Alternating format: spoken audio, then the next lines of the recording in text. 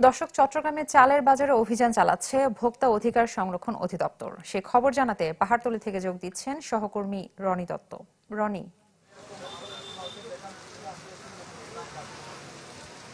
আপনি জানেন যে এখন যে মৌসুম, সে মৌসুমটা হচ্ছে আসলে বড় মৌসুম। কিছুদিন আগেই যে ফসল, কৃষকের যে ফসল, সেটি আসলে কৃষকরা ধরে ফেলেছেন এবং সেটি সরবরাহ করা হয়েছে। তো এই মৌসুমে আসলে চালের দাম কমার কথা, সেখানে কিন্তু উল্টো চালের দামটা আসলে বেড়ে যাচ্ছে।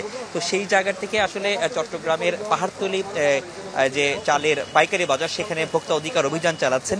তো এখানে চালের দাম বাড়ার আসলে বেশ কিছু কারণ তারা আসলে খতিয়ে দেখছেন এবং এর মধ্যে বেশ কিছু কারণও তারা পেয়েছেন। আমি একটু কথা বলবো এখানে, একটু যদি কথা বলি আপনার সাথে। আপনারা এখানে অভিযান পরিচালনা করেছেন, কি কি পেয়েছেন যদি একটু তোমাদের সংক্ষেপে একটু যদি জানেন। একটু সংক্ষেপেই বলি যে ওনাদের এখানে দেখতে পেলাম যে আসলে দাম বাড়ছে। এই এক দেড় মাসের প্রেক্ষিতে এখানে বস্তা প্রতি 200-250 টাকা পর্যন্ত এখানে বেড়ে গেছে।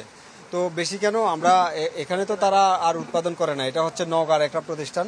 তো আমরা ওই প্রতিষ্ঠানের সাথে আমরা কথা বলেছি, তো প্রতিষ্ঠান জানালো যে তাদের ধানের দাম বেড়ে গেছে। তো আমরা এই তথ্য দিয়ে আমাদের অধিদপ্তরে আমরা পাঠাবো, হয়তো ফার্দার তদন্ত হবে, এই বিষয়ে ব্যবস্থা গ্রহণ করা হবে।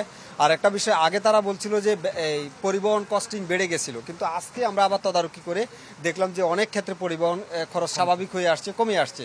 তো তাহলে তো চালের দাম আরও কমে যাওয়ার কথা। তো এবং এই বিষয়টাই আমরা দেখতেছি যে এরপরেও যদি কারচুপি করে আমরা আইনগত ব্যবস্থা গ্রহণ করব। ধন্যবাদ আপনাকে। এখানে চালের যে বাজার, সেই বাজারের আসলে তদারকিটা আসলে করছেন যাতে চালের দামটি আসলে নিয়ন্ত্রণ রাখা যায়, এবং তারা এর মধ্যে বেশ কিছু কারচুপির কিন্তু অভিযোগ পেয়েছেন, প্রমাণ পেয়েছেন, এবং তাদেরকে জরিমানাও করেছেন। দুটি প্রতিষ্ঠানকে 1,10,000 টাকা করে জরিমানা করেছেন। তো এই ছিল এখানকার সবশেষ অবস্থা। রনি, আপনাকে ধন্যবাদ।